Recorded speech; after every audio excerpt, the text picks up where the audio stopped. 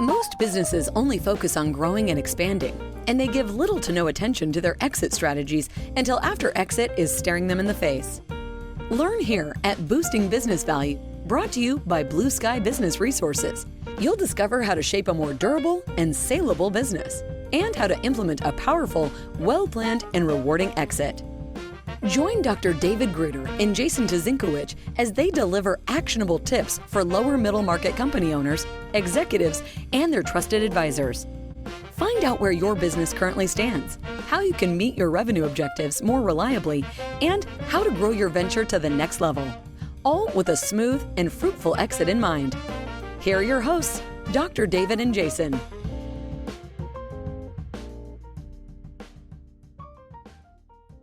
Welcome back. As you know, for those of you who have been listening to us for a while, at Boosting Business Value, we do not spend a lot of time talking about Blue Sky Business Resources, who we are and what we provide. We hope that the information that we provide is valuable enough that you'll want to get to know us on your own. However, we realize that as a service to our listeners, it's appropriate that we point out that we're one of the very few, if not the only investment bank that has an organizational development psychologist on our team. And we think that it's very important that you understand why that is valuable to our firm, but also to you as a business owner. So for those of you who are new to Boosting Business Value, I'm Jason Tazinkowicz. I'm the Chief Operations Officer for Blue Sky Business Resources. And with me, as always, is my foil, my friend, and my partner in crime, Dr. David Gruder. He is Blue Sky's business lifecycle, exit planning, and post-acquisition psychologist. David, take it away. Oh, well, thank you. And just as a footnote, I think this episode is really valuable also for private equity firms and investment banks to know about. And so why don't we jump straight into what the big challenges and solutions are related to the kinds of issues that virtually every business has that they don't usually realize an organizational development psychologist is their best solution to. I really appreciate you bringing that up, David. And, let's start out with the hardest one, right? Leaders hate to admit, and I'm guilty of this too, I think we all are, hate to admit that we have significant gaps in our leadership skills. And as an executive team, our collaborative effectiveness could be enhanced by focusing on and raising the awareness of the gaps that we have and allowing ourselves to learn and grow in communication as well as the leadership skills. And so this will help us move to the next phase, especially, going back to previous episodes of our meaningful inflection points, a better understanding of ourselves as leaders and how we behave and how we act together as a team can really accelerate those next level transitions.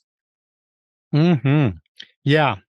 Well said, and kind of connected or very connected with what you were just saying. We leaders often also hate to admit that we haven't been sufficiently trained in dimensions of business that relate to the psychological aspects of effective business, including sequencing effectiveness.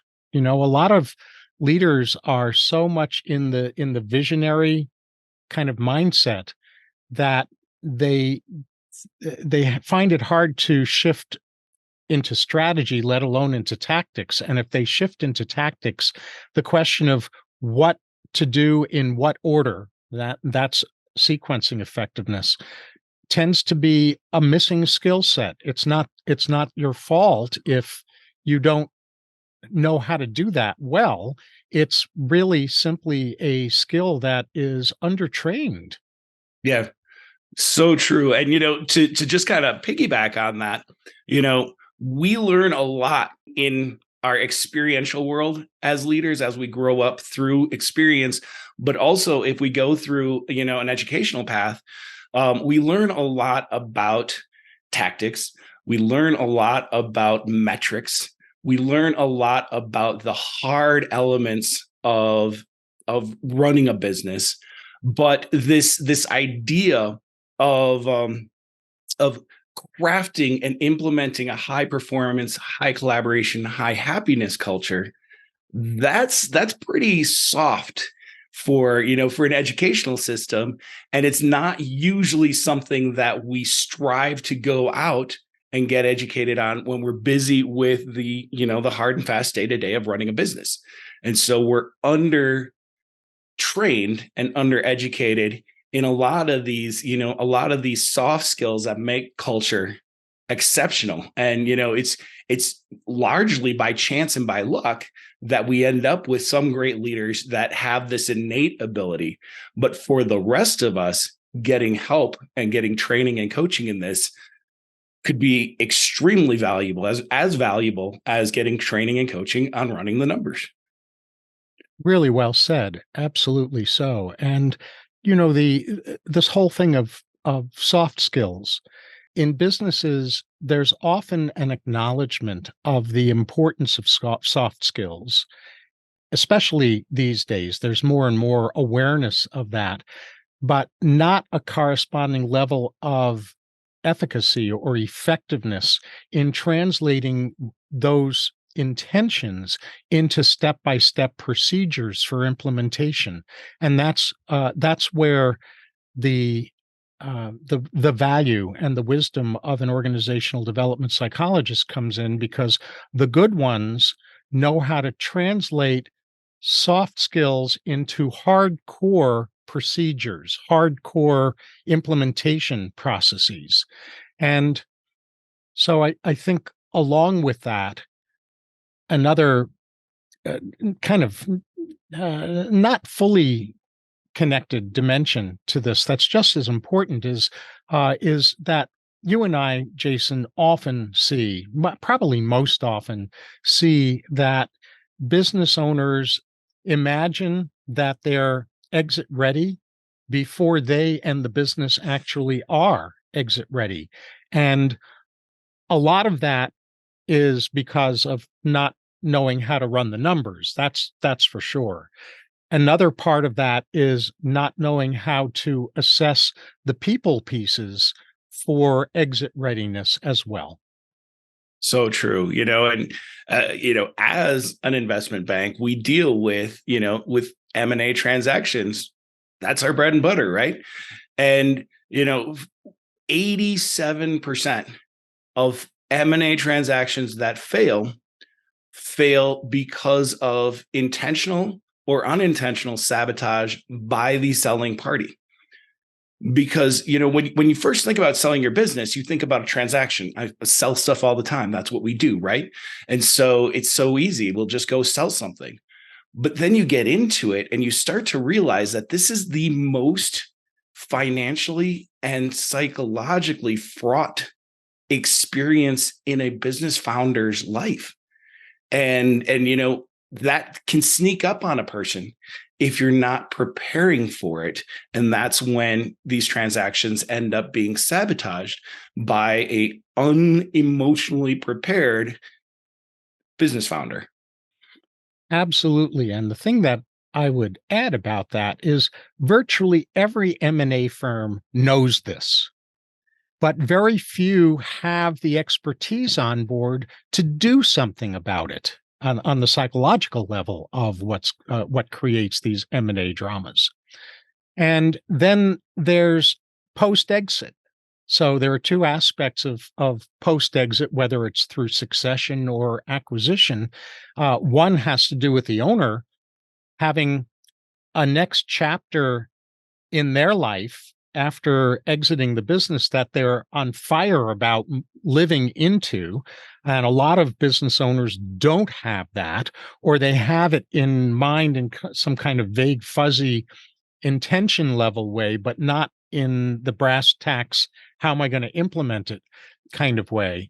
And then there's also in post exit, the issue of the new acquirer or the new CEO is how are they going to integrate into this company? How are they going to work with the existing personnel and the existing culture and the things that made the company acquisition worthy in the first place without tinkering with the company in ways that actually turn it into something that isn't as profitable as what they were buying because they're so intent on putting their own stamp on the company without the psychological savvy to determine what parts of the stamp do they want to put on the company that are actually going to help it elevate to the next level versus turn it into something that's different from what made it successful in the first place.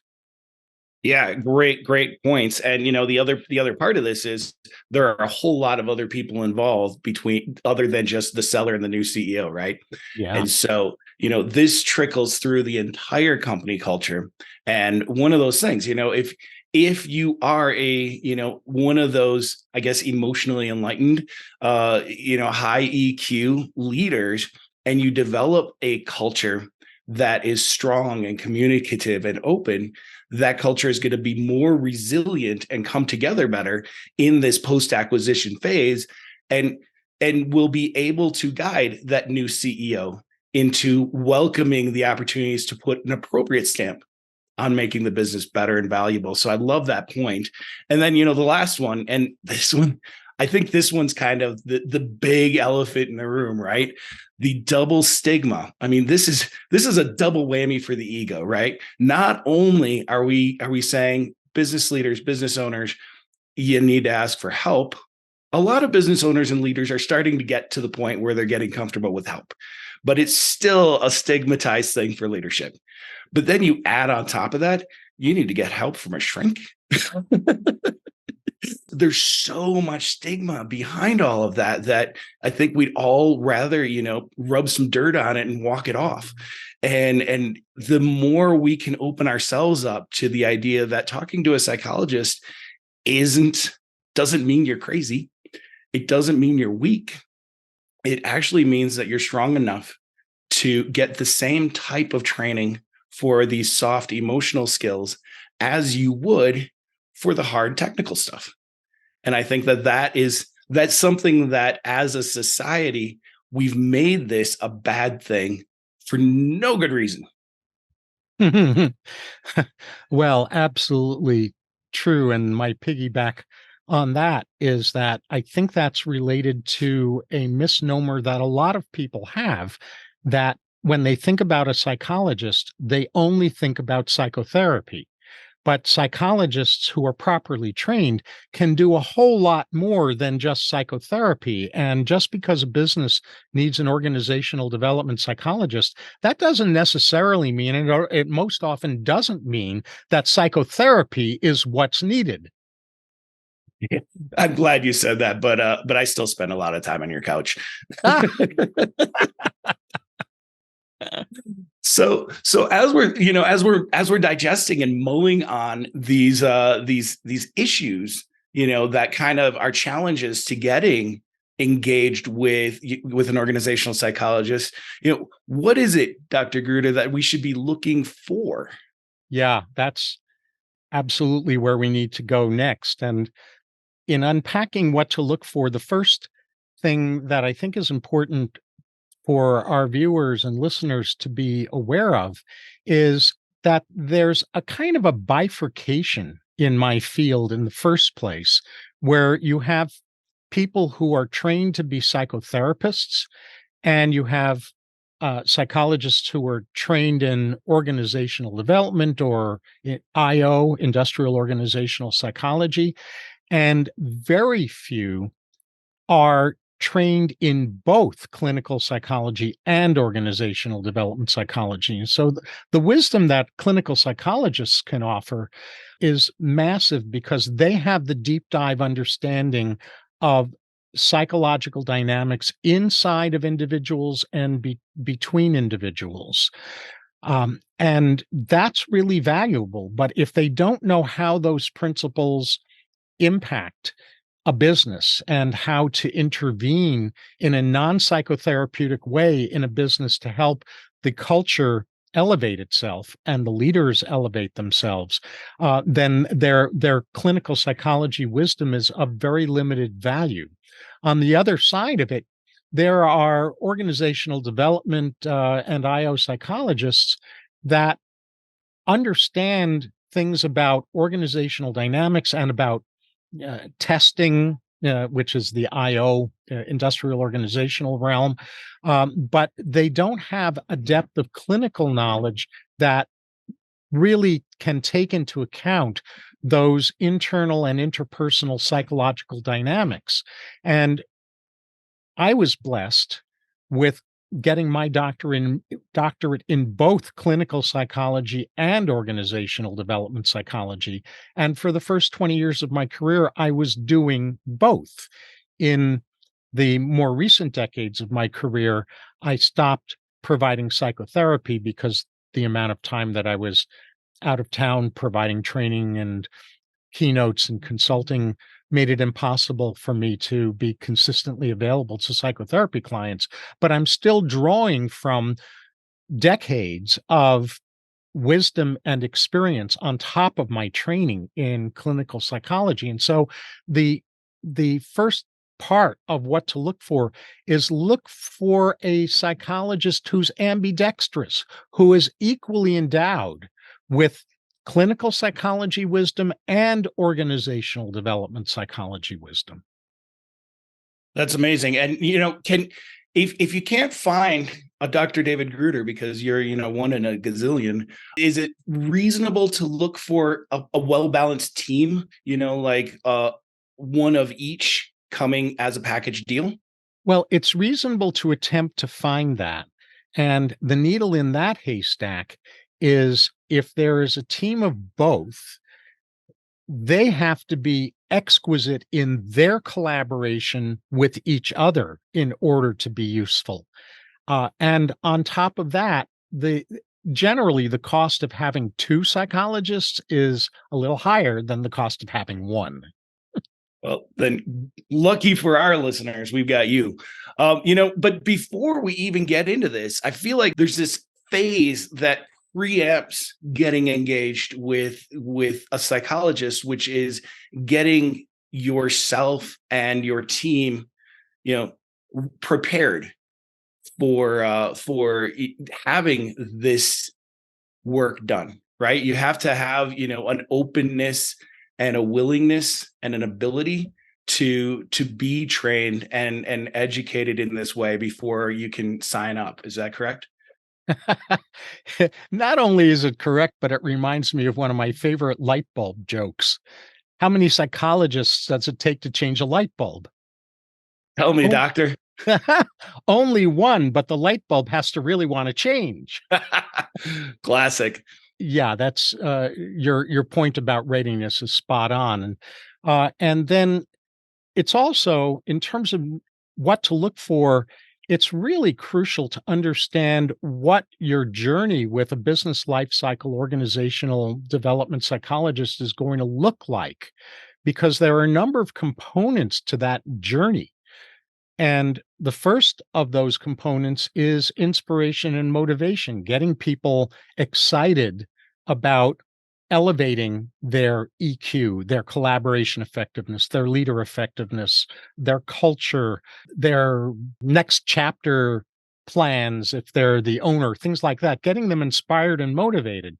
And the problem with that so many businesses have run into especially in prior decades, is that they would spend massive amounts of money to bring in an inspirational, motivational speaker. And if they were fortunate enough to get a really good one, then their team would respond to that speaker with a lot of motivation and inspiration that disappeared into the ethers within 48 hours. That it didn't translate into changed behavior. And so, unfortunately, a lot of businesses got sour on psychologists in business because they didn't realize that inspiration and motivation is only the first step in a multi-step journey. It's not sufficient by itself, even though it's got value. And then once people are inspired and motivated, then comes appraisal, taking a look at what's working well and why it's working well, and what the even better ifs are, how things could work even better with leadership capabilities and culture functioning and collaboration and problem solving and conflict resolution. And the list goes on in terms of appraisal. And then from there, based on the appraisal, then you get a business life cycle phase matched strategy. And what I mean by phase matched is that the ways in which a psychologist can be useful to a business is those ways are different depending on which phase a business is in. The way a psychologist can be helpful during, if we go back to the three inflection points, the way a psychologist can be helpful during the innovation phase is different than during the fruition phase, which is again different than from during the bifurcation phase. So if you have a business psychologist on board who doesn't understand what is the most useful thing to focus on, given the stage that the business is at in its development, their wisdom is not going to be as useful as it ought to be and it can be. So that's at the strategic level after appraisal. And then after that comes a tactical plan. Once you're clear about the strategy, that's phase matched to where the business is in its life cycle, then you have some decisions to make around tactics that are going to implement the strategy. And in order to implement those tactics, often there are skills upgrades and or procedure upgrades that need to be installed. So skills and procedures development come after tactical planning. And then after skills and procedures development comes consistent masterful utilization of those skills and procedures. So here's another trap that's common these days. A lot of businesses have gotten, like I said earlier, or they've gotten over the inspiration motivation trap. So they'll bring in someone to give their team training in new skills and new procedures. And if that psychologist is really, really good at that, and that's where it stops, that money gets wasted too, because it's useless to be trained in elevated skills and procedures unless they're going to become embedded in the day-to-day operations of the culture of the business. And so consistent masterful utilization of those skills and procedures that the team receives training in comes next. And then ultimately, when you have an effective process along the lines of what I've just been describing, you would want in your business an internal expert designated. So someone in the business who's trained in being able to continue the continuous improvement, the Kaizen of the psychological dimensions of business success after that external psychologist consultant has finished doing their magic. I love it. And there's so many good points in there, but the two that come up to me most are, one, the drum that I'm always beating, which is, you see all these dramatic makeover shows and everybody thinks that you can just have a makeover and be changed. But if the underlying behaviors aren't worked on as well, you're going to backslide. It's inevitable. And so I love this, I love this practice-based approach to helping people elevate their culture through behavior. That's really great. And then, of course, when you brought up the motivational speakers, I got to thinking about Chris Farley, and I miss that guy. Me too. Yeah, in his van down by the river. That's the one. Indeed. And some of you may not remember that classic earlier years Saturday Night Live skit, but motivational speaker who it's worth a YouTube, I'd say that. Oh yeah, for sure. Anything else you want to say about what we've been discussing before we get into key takeaways? No, you've covered it so eloquently. Oh, well, okay. Well, why don't you take it away with some of the key takeaways for you? Yeah, the first one is I think it's the big one, right? Get over these stigmas. Asking for help and talking to a psychologist is valuable in a way that you're not going to get anywhere else. This isn't the type of stuff that you can just stumble into unless again, you're somebody with an unnaturally high emotional intelligence to begin with. But the other thing is just this, spread the word, share the awareness. These business lifecycle and organizational psychologists do exist. You're not a unicorn. You're rare, but not a unicorn, and you exist for a reason. And the biggest three underutilized reasons that I got out of this are, that again, they're rare but worth sourcing out. That there is this stigma, and so people aren't looking for you in the way that they should or engaging in the way that would be valuable. And few businesses and executives really appreciate this soft side of how it can elevate everything that you do. And I see some companies coming around to this. I see companies starting to realize that if you focus on the people, your bottom line improves better than if you focus on the bottom line. But it's still rare. It's still unique. And, this is the type of thing that I think is really powerful and why we wanted to make this podcast in the first place.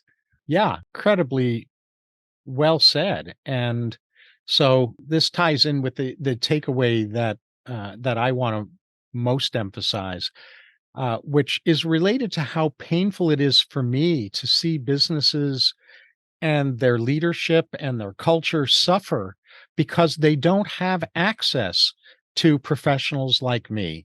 They know that there are psychological dimensions to be addressed. They know that soft skills are important, but they don't know who to look to turn those soft skills into hardcore training, hardcore procedures, hardcore implementation.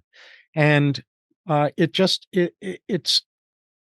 it's a kind of suffering and pain in a business that is avoidable and needless, except for the fact that what you were saying about stigma and also about not knowing the wealth, the range of contribution and helpfulness that a psychologist who's equally endowed on the clinical end and the organizational development end of psychology can bring to a business's success.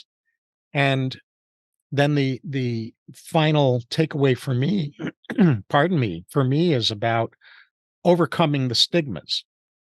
And as I said earlier, the starting place for overcoming those stigmas is stop thinking of psychology as only psychotherapy. It is not only psychotherapy, and it has so much more beyond psychotherapy to offer to businesses, to governments, to international relations, to all levels of society and humanity beyond psychotherapy. And it's really a crime that competent psychologists aren't being used far more extensively in business and in governance. It's true. You might have a branding problem there. Should we devote a future episode to that? Oh boy. Oh yeah, for sure that's true. So, any final comments before we wrap this up? I'm good. Thank you. Well, then, on behalf of you, Jason Tuzinkowicz, and myself, we thank you once again for listening to this particular episode. And we want to once again remind you to click the subscribe button so you can be notified immediately when we release future episodes. And we are always looking forward to reading your thoughts and questions and topic suggestions and other requests in the comments section at the bottom of each episode's page. And all of the episode pages are available through blueskyadvisors.net/podcast. Or if you just go to blueskyadvisors.net, in the top menu, you'll see a podcast option there too. And lastly, we want to invite you to take advantage of Blue Sky's free surveys for gauging your business health more accurately. These are incredibly potent surveys, that each of which takes only a few minutes to complete. And yet, even though they're not time consuming to complete, what you get as part of completing the survey at no cost is real-time feedback and recommendations. And it in my opinion, it would really be foolhardy to not invest that small amount of time in order to get that massive value. Don't be deceived by the fact that these are free, because frankly, other firms will charge and do charge big bucks for some of these kinds of assessments. Blue Sky makes those available at no charge. And in order to get started with those, just go to blueskyadvisors.net.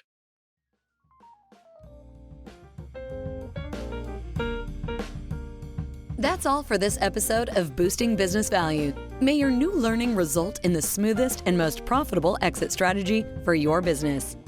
With the right knowledge and guidance, the sky's the limit to what you can do. Do not miss an episode by subscribing to the show. And if you want to learn where your business currently stands, we also have free key opportunity assessments. Find all of them at blueskyadvisors.net/podcast. Thank you for joining us. See you on the next one.